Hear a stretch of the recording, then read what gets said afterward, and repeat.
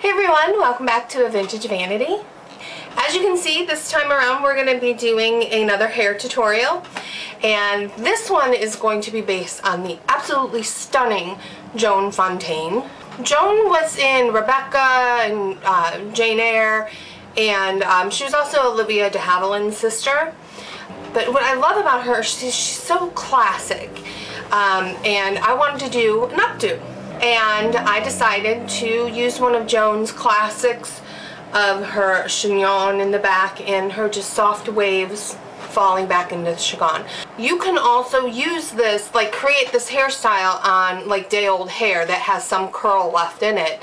And so it's a really easy, deceptively easy way of refreshing a hairstyle as well. So for this look I decided to use hot rollers just for a change. Just be sure when you do to use some heat protectant spray. What I did is I parted my hair in the middle.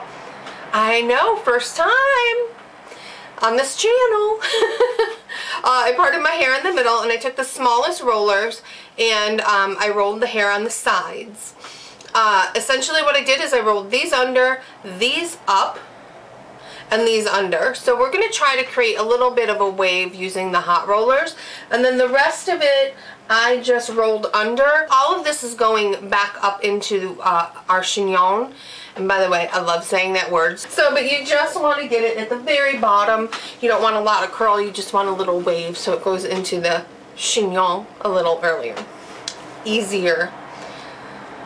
Alright, so I'm going to go ahead and take these babies out. Okay, now that the rollers are out, this is what we're left with. And also, if you're not familiar with Joan Fontaine, I'll place a link in the description bar to some photographs. Okay, now what I'm going to do is I'm just going to lightly run my fingers through my hair, kind of break up the curls just a little bit, because these are hot roller curls, so they're not going to be as resilient as, say, a pin curl set or a wet set.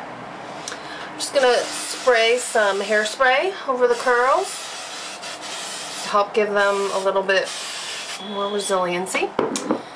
Nice lift here on the top. So when you roll those top two hot rollers down, make sure to get them right on base so you can get as much lift here as possible.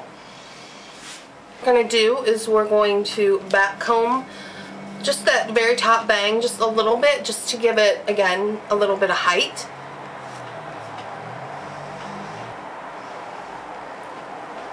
Alright, so we've got a nice loose wave right here. So I'm going to go ahead and take my bobby pin and I'm going to place it right there in the back.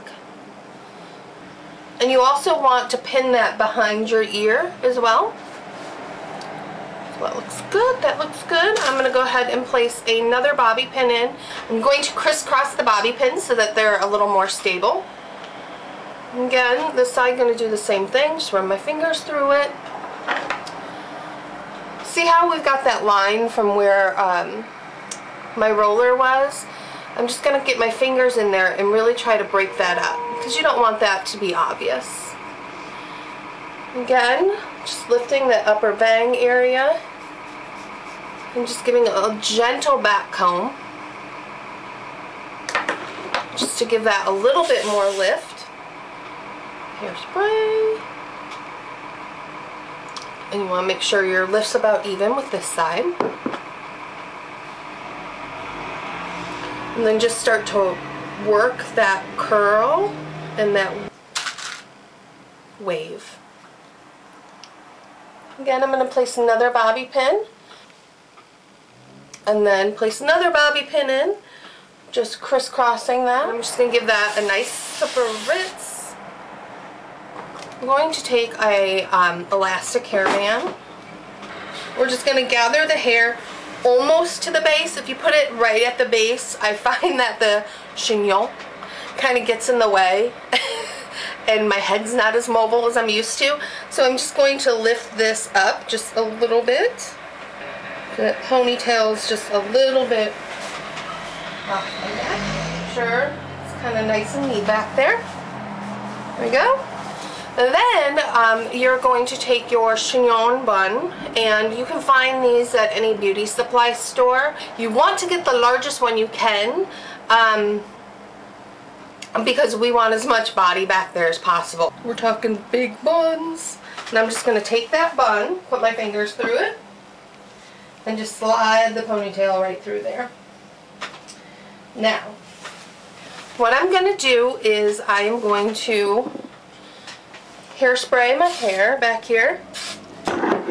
Whoops. Alright, then I'm going to take my teasing brush. You can do this with a comb as well. You don't have to have a teasing. I'm just going to actually tease my hair. Now, I'm not going to tease the inside of this because remember, this is going to be going outside of our chignon. So you want to tease the outside of it.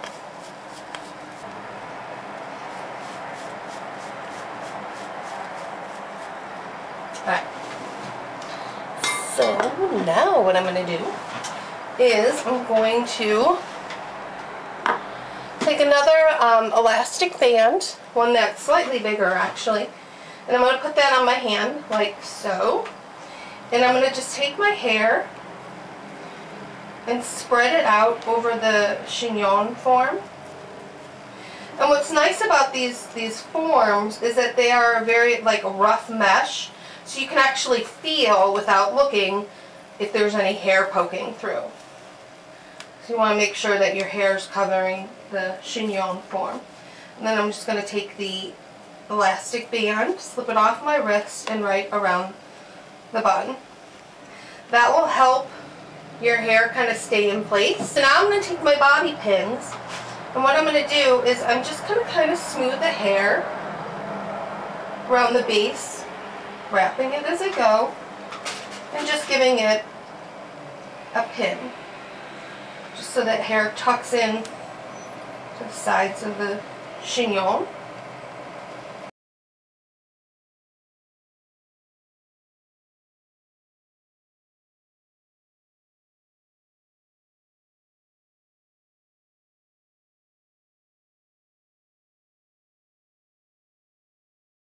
And now what I'm going to do is I'm going to take bobby pins and I'm going to go to the four corners and place a bobby pin in each quote-unquote corner.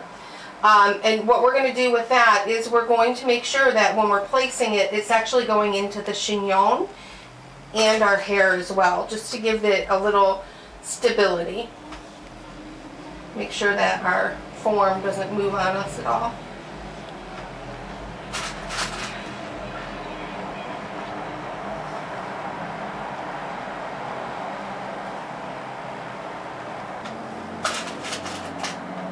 And this should feel, by the time you're done, it should feel really, really stable.